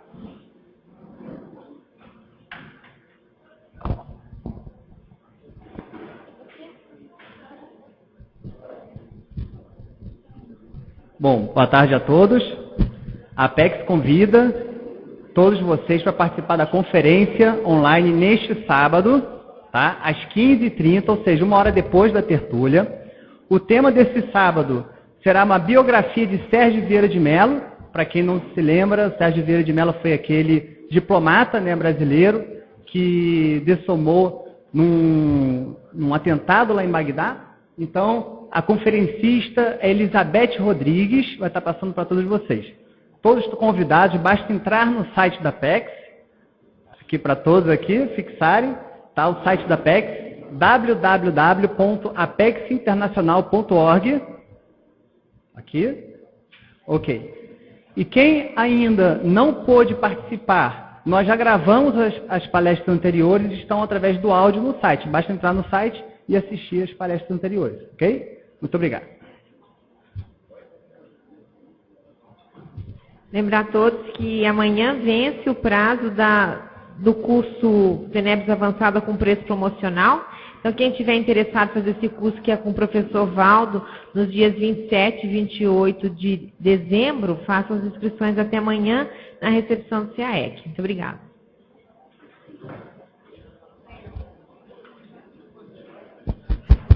Ganhou categoria da mini-peça interassistencial com 16 votos. Até amanhã. Obrigada.